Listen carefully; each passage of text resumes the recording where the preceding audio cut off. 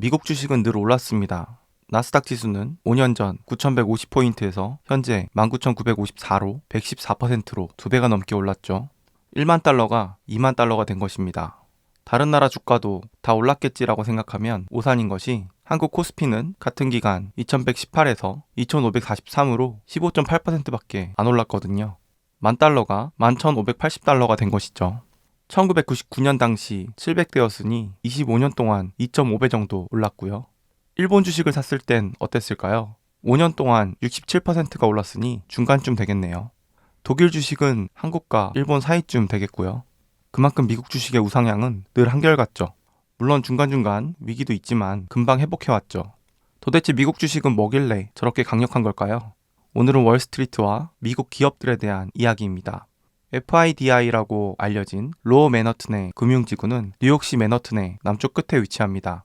서쪽은 웨스트사이드 하이웨이, 북쪽은 챔버스 스트리트와 시청공원, 북동쪽은 브루클린 브릿지, 남동쪽은 이스트리버, 남쪽은 사우스페리와 배터리로 둘러싸여 있습니다. 월스트리트는 좁은 거리로 브로드웨이에서 동쪽으로 이스트리버로 내려가는 곳에 있습니다. 현재는 거리 주변 구역을 포함하여 세계 금융센터 월스트리트로 정착했죠. 뉴욕 증권거래소를 비롯해 미국 금융사들이 모여있는 지구입니다.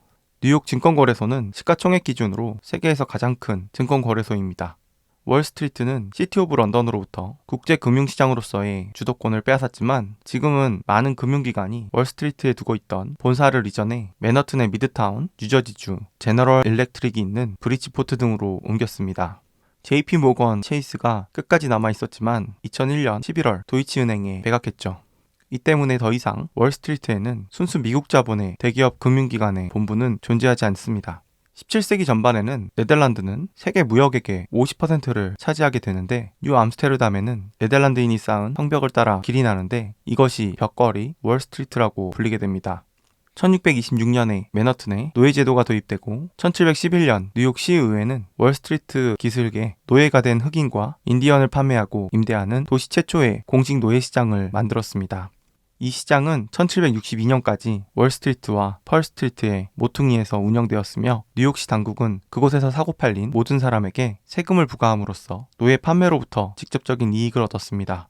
1792년 목재 거래를 위해 상인과 투자자가 모여 비공식적인 거래소를 개설했습니다.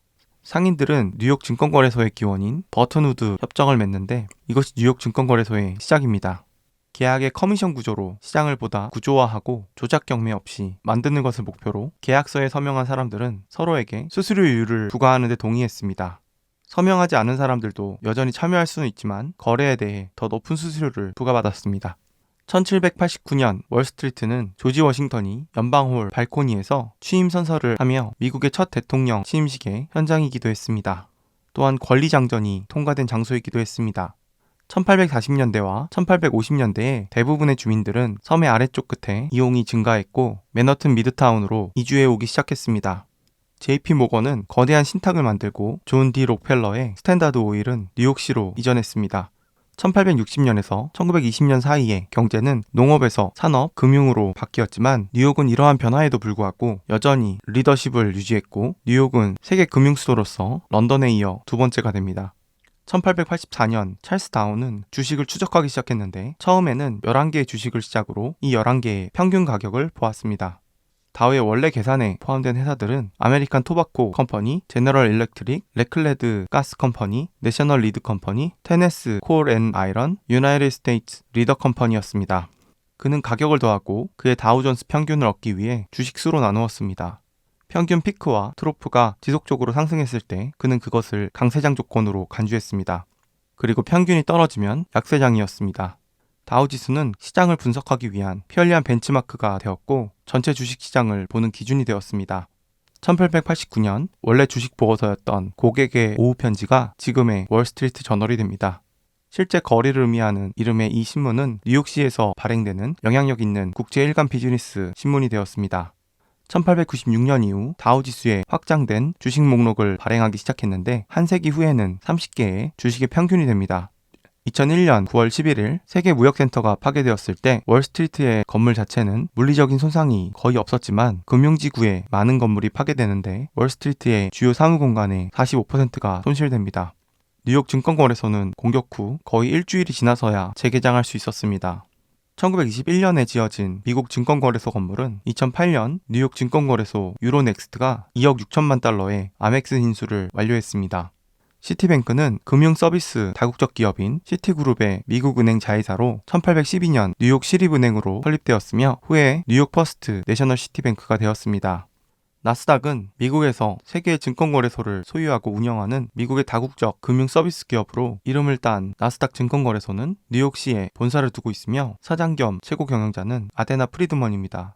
1981년 나스닥은 미국 증권시장의 총 210억 주 중 37%를 거래했고 1991년에는 나스닥의 주가가 46%로 증가했습니다. 1992년 나스닥 주식시장은 런던 증권거래소와 합병하여 자본시장의 첫 번째 대륙 간 연계를 형성합니다. 1998년 온라인으로 거래하는 미국 최초의 주식시장이 됩니다. 나스닥 주식시장은 닷컴 버블 기간 동안 많은 회사들이 몰려듭니다.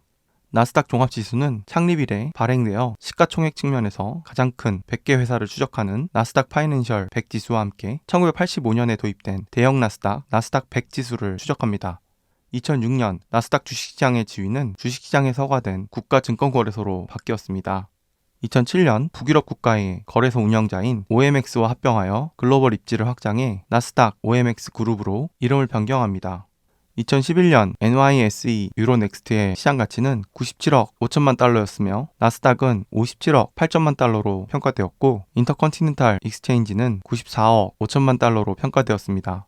2020년 12월 나스닥은 행정명령 13959에 따라 4개의 중국 기업의 지수를 박탈할 것이라고 발표했습니다.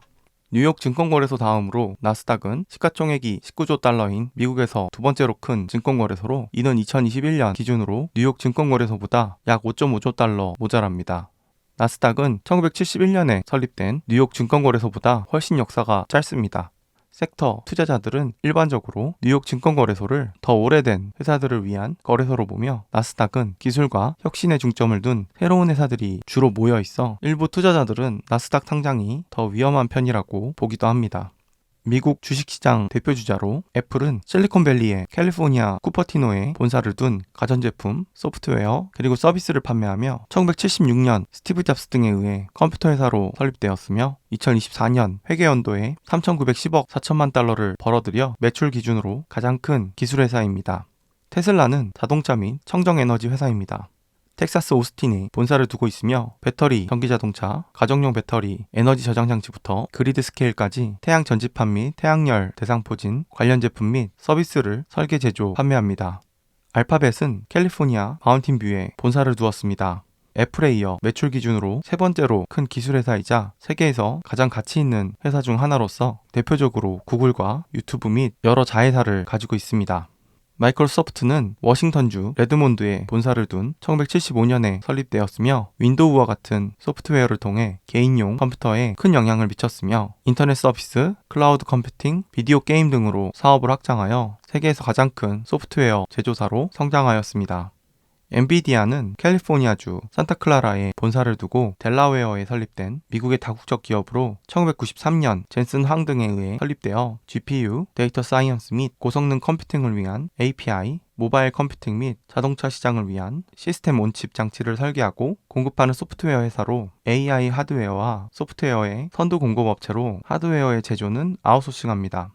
아마존은 1994년 제프 베조스에 의해 워싱턴주 벨뷰에서 설립되어 시애틀에 본사를 두고 본래 책을 위한 온라인 마켓플레이스로 시작했지만 점차 광범위한 제품 카테고리를 확장하여 전자상거래, 클라우드 컴퓨팅, 온라인 광고, 디지털 스트리밍 및 인공지능을 개발하는 미국 기업입니다.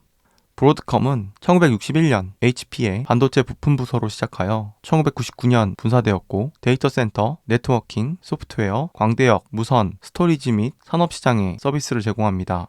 브로드컴의 매출의 58%는 반도체 기반 제품에서 42%는 인프라 소프트웨어에서 나왔습니다. 탄혹eng은 회사의 사장으로 아시아계이며 캘리포니아 팔로엘토에 본사를 두고 있습니다. 2022년 브로드컴은 690억 달러의 VM웨어를 인수했으며 AI 붐 속에서 회사의 시가총액은 2024년 12월 처음으로 1조 달러를 넘어섰습니다.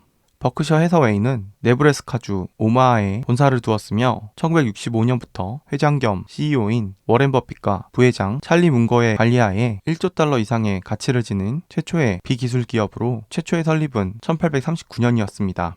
이렇게 세계적인 기업들이 질비하며 증권의 거래가 활발해진 미국은 자본주의라는 충실하고 투명하고 효율적인 기업과 주식 운용으로 미국 주식이 계속 우상향하게 되는데 마이너스 요인이 없었기 때문에 아직도 가장 신뢰하는 주식시장이 된 것이 아닌가 생각합니다. 영상 시청해주셔서 감사드리며 좋아요와 구독, 알림 설정 부탁드립니다. 감사합니다.